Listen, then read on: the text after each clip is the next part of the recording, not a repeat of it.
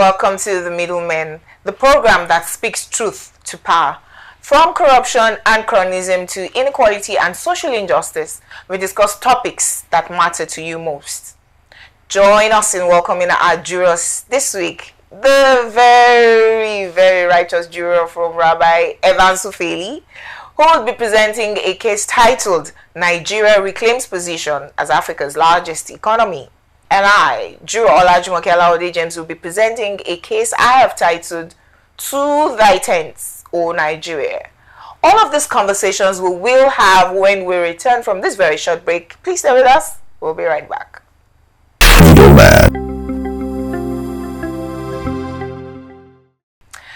And you're welcome back to The Middlemen, my case. To Thy Tents, O Nigeria.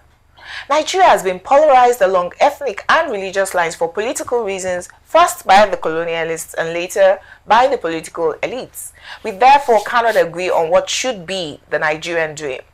Isn't it time to go to thy tents, O Nigeria? In 2014, we screamed, "Bring back our girls" at the top of our voices. In 2025, a few are alleging that it was all to remove the Jonathan government. Even if that is true, should 276 girls or even boys be abducted from their sleep in school and the world keeps quiet, just so we're not used to remove a government most people termed clueless? President Jonathan, while speaking about the interference of the Obama-led American government in the Nigerian elections in 2015, said even though the Chibok abductions were politicized, he had to admit that his government was indeed liable. And that's a fact. Yes, he couldn't have prevented the abductions personally as president, but he agreed that his intelligence agencies did fail in preventing the abductions. So, shouldn't the government be punished, removed, or suffer whatever consequences for not being government enough to prevent such a calamity? I mean, if Nigeria is too big a country or has too little manpower to protect human lives, shouldn't we have a referendum to break into smaller parts that can be more effectively governed? I mean, to our regional tents, O Nigerians. Should we then come belatedly in 2025 to blame the activists who demanded that the Chibok girls be found, regardless of the reasons they did it? I mean, we're talking human lives, not fuel subsidies, forex, or National Assembly's budget. I met some of the mothers of those girls in 2014. I was moved to tears. They didn't deserve it. No human life deserved to be used as a political pawn. And if the government couldn't prevent it, then so be it that it was ousted. We deserve better. It's another matter that the substitute that the APC supplied was worse than the President Jonathan that they complained woefully about. I knew he was going to be. So I voted Professor Remishona in the 2015 elections. The people who said I was wasting my votes came back to apologize for the calamity that befell us for the 8 years. We still there here, 10 years after, suffering and smiling. Also, you can't compare the subsidy removal protests in 2012 to the Bring Back Our Girls protests. Like I said, subsidy cannot be compared to human lives. The ones who led the subsidy protests are now in government and removed the subsidy before they even sat down. That would be comparing oranges and apples. Please hold those ones at the jugular for politicizing subsidy removal. They knew what they were doing. But the world can't and could not close our eyes to almost 300 human lives abducted in one fell swoop because some despicable humans were using them for political reasons. The Jonathan government deserves what they got. I, however, agree that Nigeria didn't deserve the Buhari government. At that time, I screamed on the top of my lungs. You said you didn't have a choice. It's not my place to say I told you so. 8,000 naira bag of rice is now 100,000 naira. 200 naira dollar is now almost 2,000 naira. Our eyes have seen shaggy. To thy tents, O Nigeria. Here is my verdict. The can of worms being opened with the US aid scandal should not make us forget that some of us had no choice in 2014. It's human nature that the enemies of Nigeria will hijack any protest for their own selfish reasons. We thank President Jonathan for surprising us during the 2015 elections, congratulated his opponents, and did not let those planning for war to succeed. He did our own. Make we give up.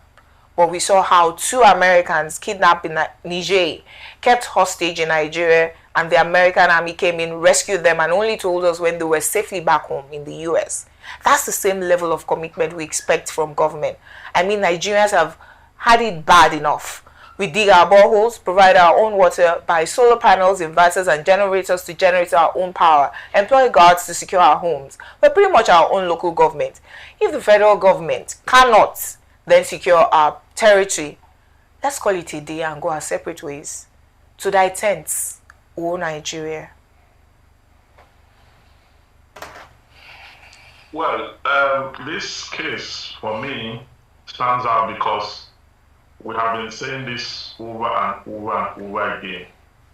A country that has not been able to manage its compartment and in the same light have refused to allow for secession must be a wicked component. Must be a wicked component because if group or groups of persons by their own conviction have come up with, a model, or so it seems, through which they feel they can be well governed by themselves by every stretch of imagination. And if we have a law, the African Charter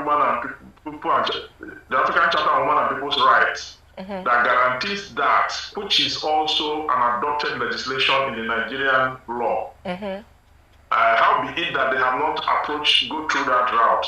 I feel that the Nigerian state ought to direct them what to do if they do not know what to do.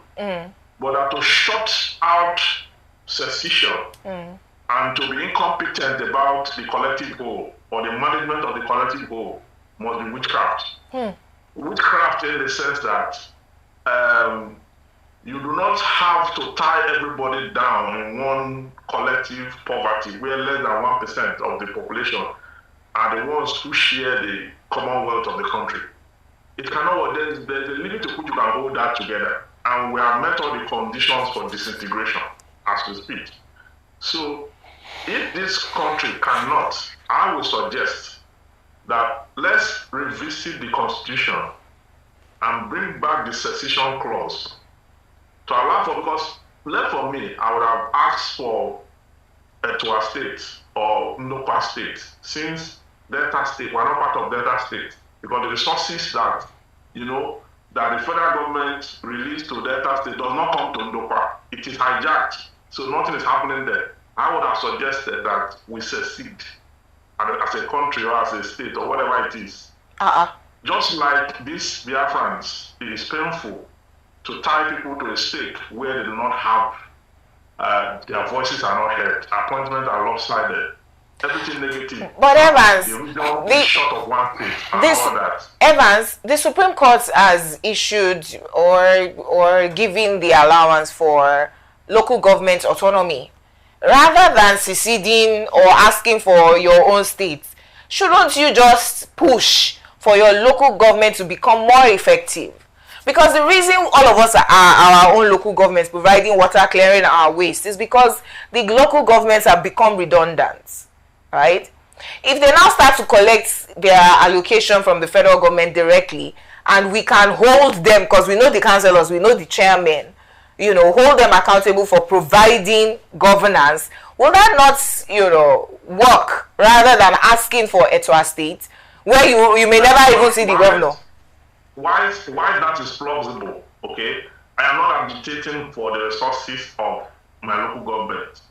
That comes to us, and if we are not able to enforce it for it to translate to development, that's left off. I'm talking about the state resources. There's derivation from the federal government for the state in general. I get what you mean.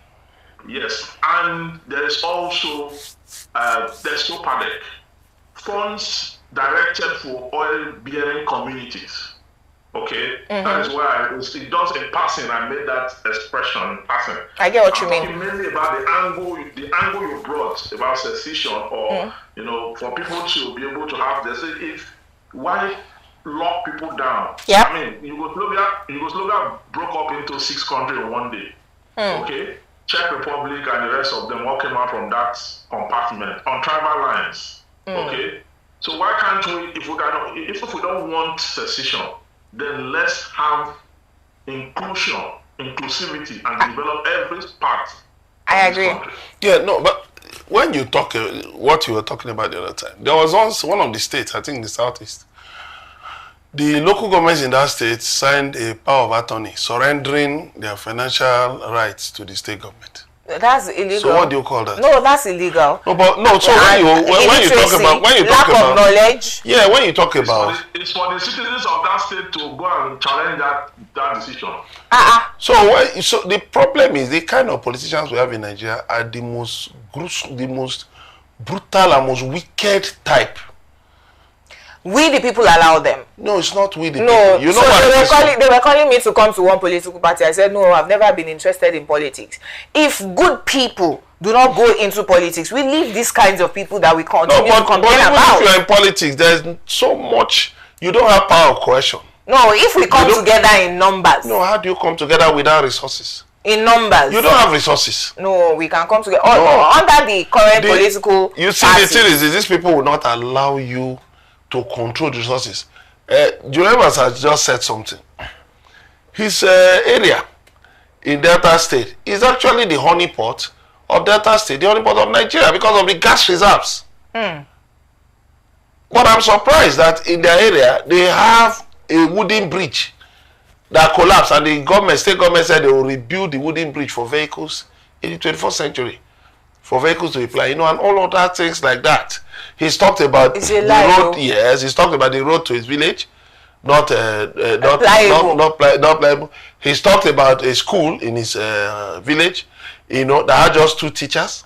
So when you look at all of these things, right where the resources are, so you see that the wickedness of our politicians is of a different type. Look, if you break Nigeria today, those same fellows will just export their wickedness into the smaller units. Yes. In fact, they will even be more devastating because they will now have smaller units to control. So it will be easy for them to really brutalize the people, and to just wreak havoc. So now what we need is not just the breakup of Nigeria. What we need is a total overhaul of the nation, because we talked about youth coming to power. It has been a failure. Look at the youths. No, because we have not infiltrated the existing political parties. No. In our numbers. No, when you talk, okay, look at in our numbers. You had someone like Feladro Toye, who was, a model. What happened? He jumped. There will always be one black sheep. But I'm talking about he jumped ship, then went to South Tinubu. The kind of people he said he will not work with. Then now he's coming to gaslight us with a very interesting story. That he didn't collect salaries for 6 months. That he didn't collect salaries, and that some people tried to get him to increase the invoice to 5 billion. But Feladro tell you, but you knew, you yourself, you said you will not want to be in such a system. Yet, you willingly allow yourself to go. So we agree that all of us are guilty. All of us. Nigerians are wicked in our peculiar ways. The way forward is, 1, we must have a cessation from the wickedness of the average Nigerian.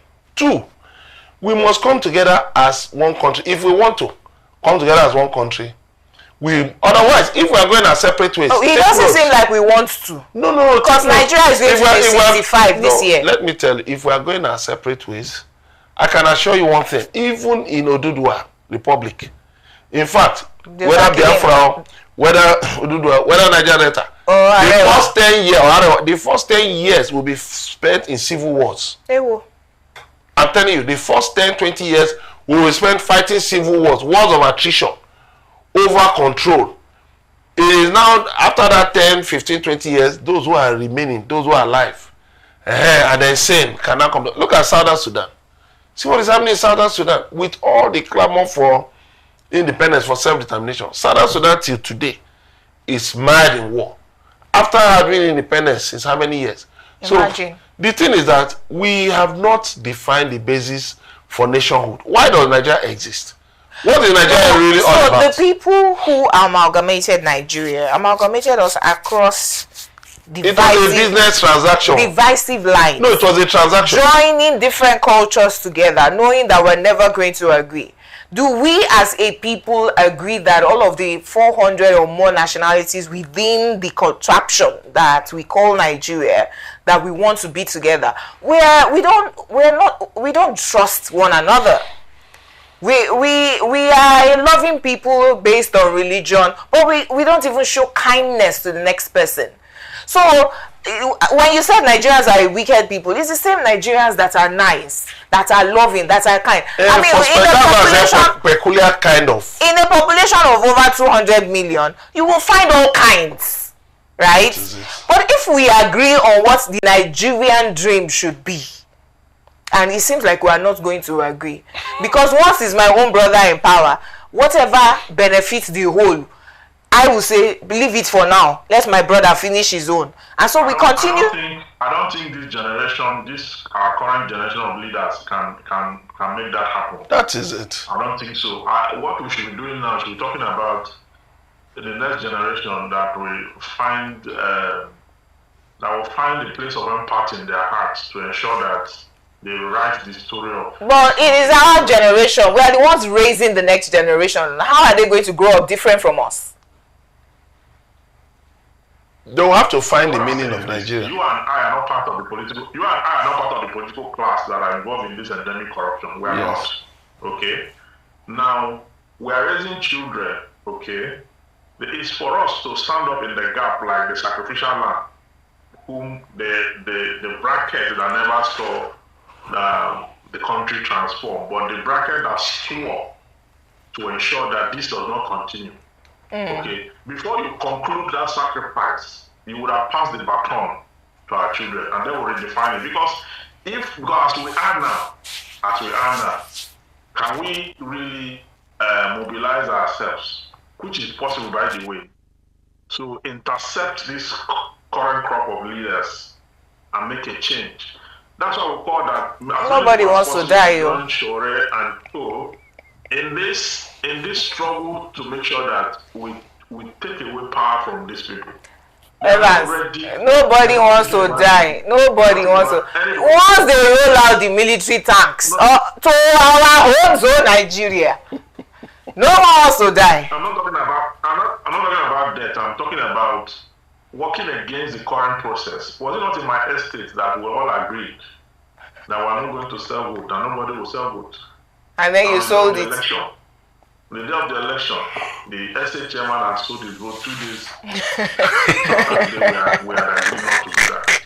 Okay, so in that kind of situation, look at the revolution that happened in Aso Rock, the Aso Rock village, the Aso Rock the polling unit in Aso Rock, where Buhari lost. No, those ones are always. Jonathan also lost in Aso Rock. Tinubu also lost in Aso Rock. Look at the revolution that happened at Lagos, where Tinubu lost, even in his own polling unit. And then he has not got over that loss. Yes, that loss hit him so badly. That kind of loss, INEC cannot manipulate it. Okay. So even though they tried. If they can lose like that all over, the form EC8A has not been released today. That from EC8A. You understand? So if they can lose at many junctions like that, then we'll have a place. Okay. Don't listen to the likes of Erufai and Mechi and this. The ones who have lost their positions in the political table, and they are now making noise. If they have been appointed in this government, we will not hear their voice. Again, I think that a lot of us are selfish. Like I mentioned, once is my brother in power, what is good for all the people no longer concerns me. It's about me and my family. Let us chop now. Our own, it's our turn to chop, our local, And then when it's now you in power, I now start to ask for what is best for the nation. Until we all agree, I don't think that Nigeria is heading anywhere, which is why I say to our attent so. But it's not heading anywhere as it stands now. It's not heading anywhere. The conversation continues. I think we need to continually discuss the solutions. We need to continually speak to ourselves, because it's you and I who are not in the political class, that are in the civil service. When the politicians come into power, we tell them, oh God, this is how we do it. It is you and I who, in our own small areas of influence, in our offices and, you know, churches and things like that, we're manipulating figures, inflating budgets and things like that. But we're pointing fingers at the political elites. All of us are guilty. But like I mentioned, the conversation continues online. Please drop your comments. We'll love to read from you. When we come back from this short break, Juror Evans Ofeli, the juror from Rabbi, will take his case titled Nigeria Reclaims Position as Africa's Largest Economy. Do not go anywhere. We'll be right back. Middleman.